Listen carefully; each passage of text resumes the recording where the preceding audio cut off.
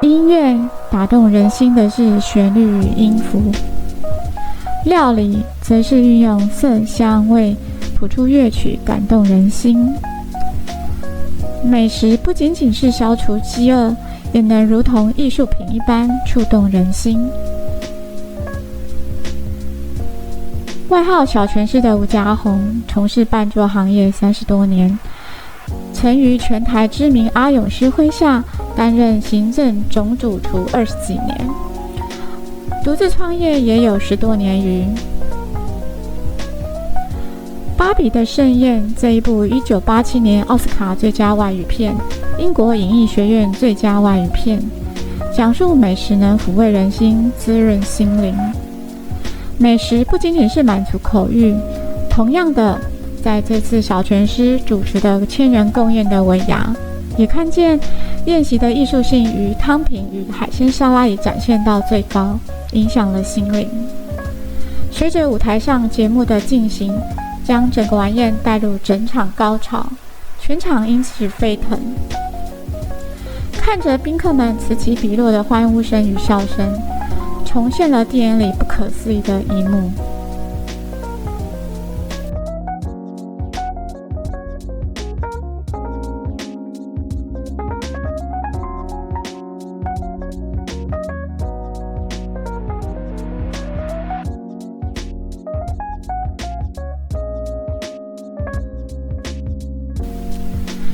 美好的食物不但滋润了他们的口，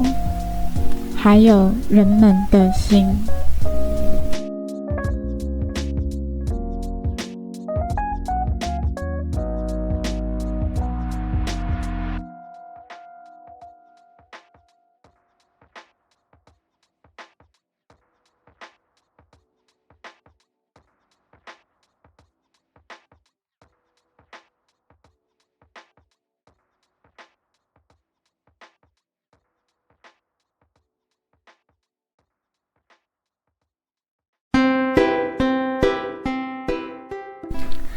大家好，我是办桌爱旅行的美美，今天要带大家来了解台湾的吃尾牙。假杯给吃尾牙是台湾传统的礼俗活动，农历12月16日是每年最后一次祭祀土地公的日子，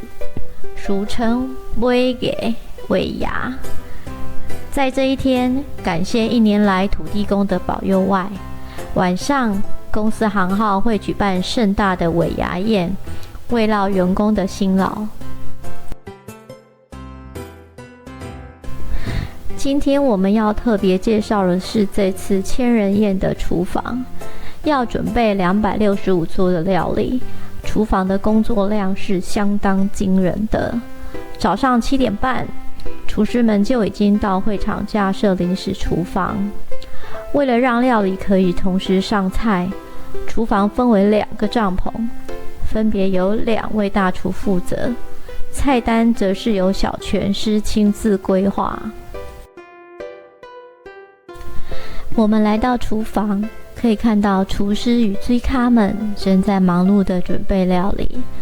他们要切菜、炒菜、炖汤，各司其职。厨房里面热气蒸腾，空气中弥漫着食物的香气。小拳师是这次宴席的总舖师，他带领的团队有条不紊地进行着工作，准备250桌的千人料理，需要提前2周就开始准备，并且在台南能容纳1000人以上举办办桌的室内场地不多。这次在新盖好不久的台南会展中心举办，而场地的限制，厨房需要铺上地毯，防止污染地板，加上用水与污水的规划限制，有些料理工作必须先在其他地区完成，再送到会场进行后续处理。因此，在菜色的选择与现场料理操作上有一定的难度。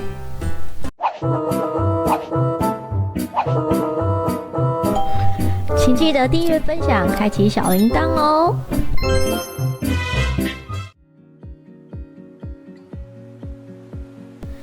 这次的宴会场地不能使用明火，因此所有火锅都必须在厨房里煮熟。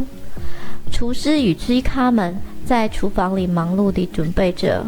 他们要同时煮265个火锅，这可是一项艰巨的任务。在早期农业时代，村人们会互相分工合作，举办办桌宴席。随着社会发展，于西元1980年代，办桌也逐渐成为一种专业的服务业，出现了专业的中铺师职业与出租桌椅的厂商。这次的千人宴还可以看见提供水果料理与海鲜冷盘的厂商。办桌的队伍越来越庞大，分工越来越细致。如今办桌的规模因时代而改变，可以满足数千人同时用餐的需求。在千人的宴席上，追咖也分为厨房与端菜2个队伍，看着同时上菜的场景，端菜的追咖犹如军队，整齐快速地穿梭在圆桌之间。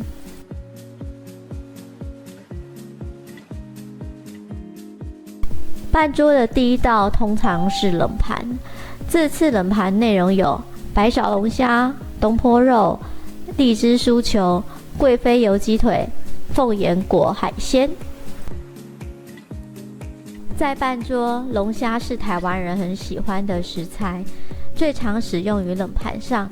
价格昂贵的龙虾出现在第一道料理上，往往代表着主人家热忱款待的心意。类似这样属于办桌语义的菜肴有不少，你能读懂几个呢？这次的龙虾冷盘使用的约是1台斤600公克重的澳洲龙虾。为了显现龙虾的鲜味，先将龙虾白勺后快速冷冻保存。龙虾的精致不止于舌尖上的讲究，还讲究视觉上的美感。每只龙虾都需要经历过繁复的拆解过程，不但要保持外观的完整，将龙虾肉完整取出后进行切片，方便食用。龙虾的外壳组合恢复，再呈现于餐盘上，经过完整的精雕玉琢，就是台湾办桌料理经典的龙虾冷盘。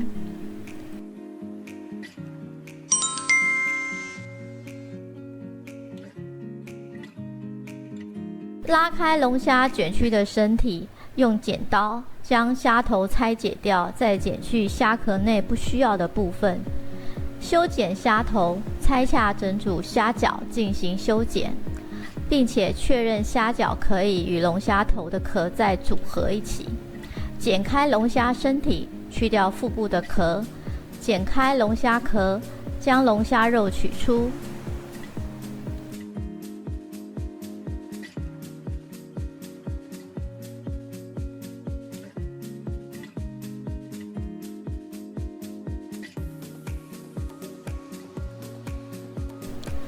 除了龙虾冷盘之外，这次的冷盘还有东坡肉、荔枝酥球、凤眼果海鲜、贵妃油鸡腿。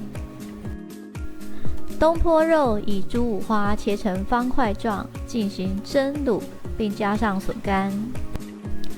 荔枝酥球外形颜色讨喜，看似荔枝，由金线鱼浆制作，包裹着海鲜馅料，进行油炸至外表酥脆，入口爆浆。凤眼果海鲜料理风格上融入港式做法，食材有东南亚的凤眼果，搭配花椰菜、香菇、红色与黄色的花椒，调制上香港的 SO 酱。贵妃油鸡腿也是一道港风料理，使用仿土鸡的鸡腿，经过水煮再泡制，肉质鲜嫩滑顺。第二道菜，瑶柱上汤布袋鸡，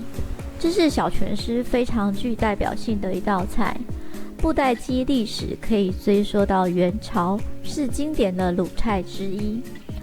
布袋鸡是一道叠加菜，也就是可以在一道料理呈现2种菜的口味，非常考验刀工与烹调技术。要先将鸡剔除颈骨、翅骨、身骨及内脏，保留头骨与腿骨，并保持鸡身的完整，并且塞入手工鱼翅球、香菇等食材，加上瑶柱，也就是干贝包的上汤，在一道料理同时品尝到陆地与海洋的味道。在这里有个有趣的尾牙禁忌，尾牙宴上通常也会有全鸡料理。以往老板要是不满意哪个员工，上菜时会将鸡头朝向即将开除的员工。为了避免这个禁忌，小拳师用巧思将鸡头藏于鸡身内，这也是一种半桌独有的寓意。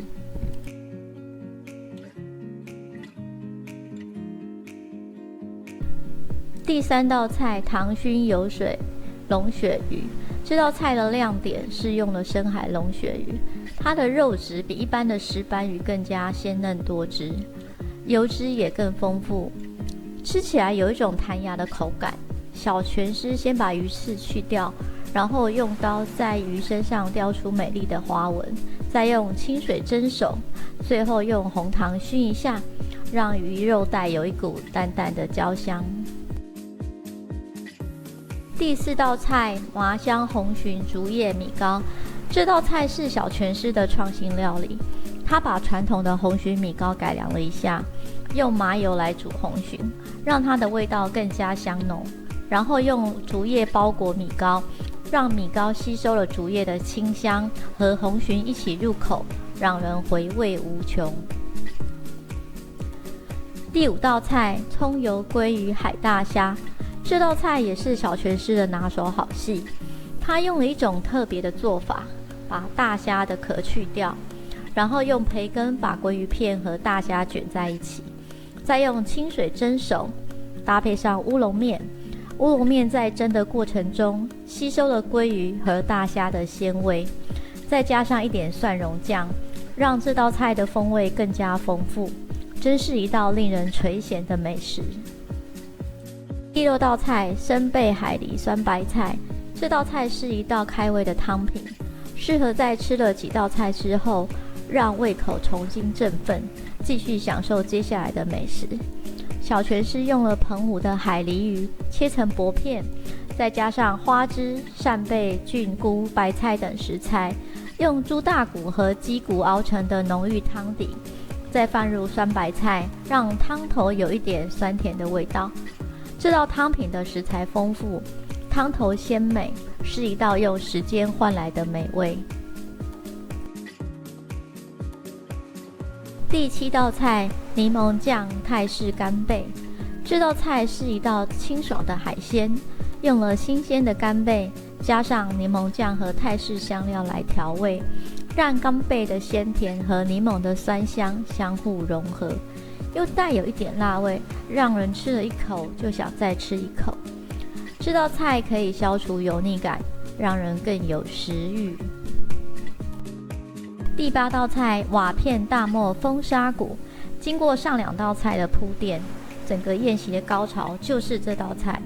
也是小拳师的招牌菜。他为了这道菜花了2年的时间，找到了最适合的猪肉部位，就是猪腩排。他用低温熟成的方法，让猪排保持了甜度和软嫩，然后用10几种香料腌制，再经过2次的烘烤，让猪排的表面呈现出诱人的色泽，吃起来香气四溢，入口即化，是一道让人赞不绝口的肉品。第9道菜鲈鱼春卷红糟鳗，这道菜是一道饱足感十足的菜品，适合食量大的客人。小拳师用了鲈鱼和鳗鱼，把鲈鱼切成丝，包在春卷皮里，再把鳗鱼油炸，然后用红烧的方法烹调，让鳗鱼的香气和春卷的清爽相互搭配，让人吃了一口就停不下来。这道菜的搭配很丰富，让人看了就很有食欲。第10道菜，锦绣四季水果盘。水果是台湾半桌料理必备的一道菜。台湾是一个四季如春的地方，一年四季都有各种水果，搭成3层水果塔，外表美观，并且吃了可以平衡一下前面的咸味，让人心情愉悦。第11道菜，雅加达藤原豆腐，这是小泉师特别推荐的甜品。他找了一家专业的厂商为大家特制的这种豆腐。这种豆腐的特点是口感细腻，是一道别具一格的甜品，也是这次宴席的完美结尾。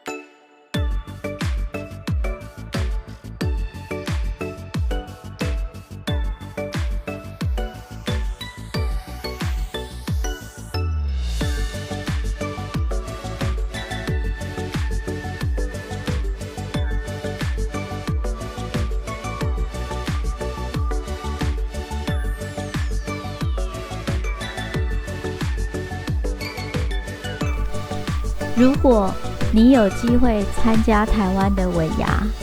一定要好好享受这场盛宴。